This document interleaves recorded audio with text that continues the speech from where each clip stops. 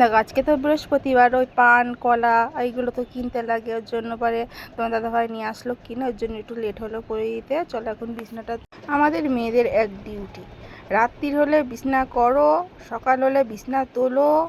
সারাদিনে যে মানে যেসব বাড়িতে ছোট ছোট বাচ্চা থাকে, বেবিরা থাকে, যে বিছনা কতবারই যে গোছাতে হয় ঠিক নেই। আর ওই দেখো আমার ছেলের খেলনাগুলো দেখতে পাচ্ছ, যতক্ষণ বাড়ি থাকবে ফোন দেখবে আর ওগুলো নিয়ে সারা খাটের মধ্যে ছড়াবে।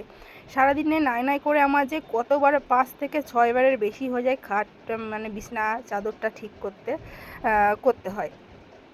তাই বিছনাটা ঝেড়ে নিলাম। বাবিন এখন ঘুম থেকে উঠে গেছে, ঘুমাচ্ছিল বলে আমি তুলতে পারিনি বিছনা। আমি ঠাকুরটা দিয়ে নিলাম, রুটি করলাম ওইদিকে, তারপরে বিছনা তুলছি। বাবিন এখন ব্রাশ করছে, কারণ বাবিনকে ব্রাশ করাতে লাগে না, ও নিজে নিজেই ব্রাশ করে নেয়।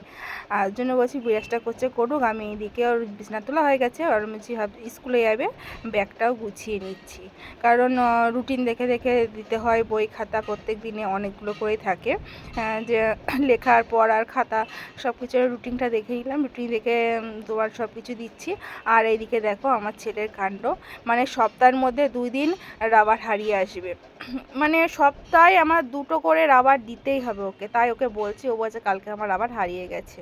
আর ওইদিকে আমি দুধটা গরম করে নিয়েছি, ওকে স্নান করিয়ে দিয়েছি, একেবারে স্নান টান করিয়ে দুধ গরম হয়ে গেছে, খাওয়ানো হয়ে গেছে, ওকে রেডি করানো সব হয়ে গেছে। এখন স্কুলের টিফিনটা দেবো আর জল দেবো, কেন যা বিভৎস গরম পড়েছে, ওর জন্য ভাবছি জলের মধ্যে একটু গ্লুকন-ডি দিয়ে দিই। কারণ কালকে তরমুজ দিয়েছিলাম, ঠান্ডা ঠান্ডা ভেবেছিলাম খাবে, তাও শরীরের পক্ষে একটু ভালো, একটু খাইনি। আজকে এর জন্য কেক দিয়েছি আর জলের মধ্যে একটু বেশ কিছুটা গ্লুকন-ডি দিয়েছি। চলো টাটা, আবার পরে